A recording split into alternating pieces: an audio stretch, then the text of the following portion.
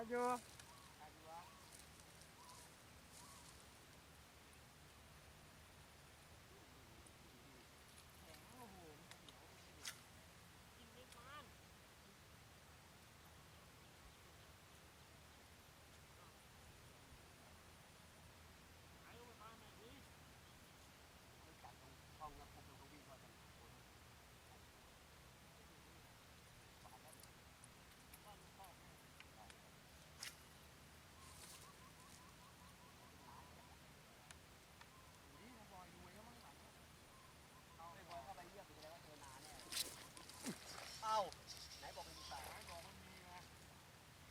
เอ็กหลอกอ่ะ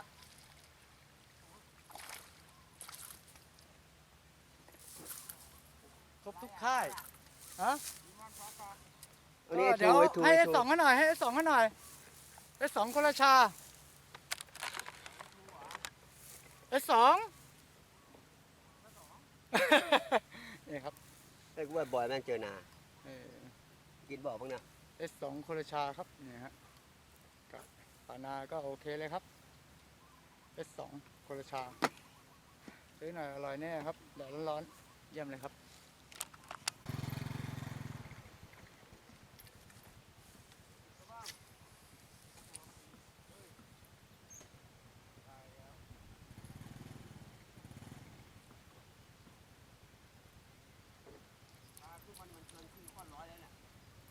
เท่าไหร่นะ10 13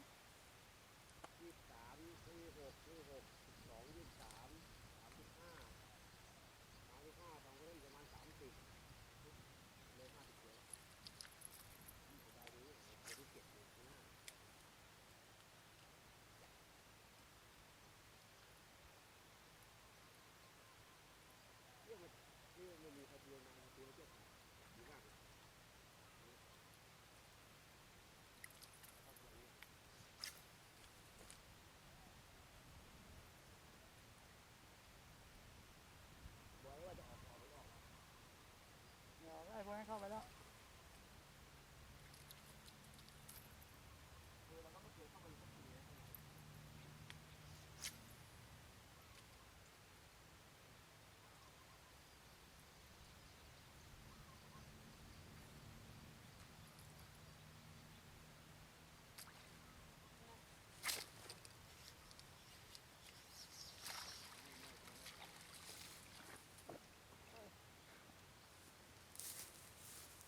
เต็มคำไอ้ยะโอ้โหตื้อจนฝันจะได้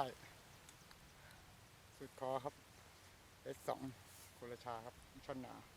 สวยงามนะเอสสองตื้อเขาใหญ่ครับตรงนี้แต่ก็โอเคครับมีตัวมันออกมากัดแน่นอนครับป่าไอ้น้ำท่วมเอสสองคนละชาเยี่ยมครับ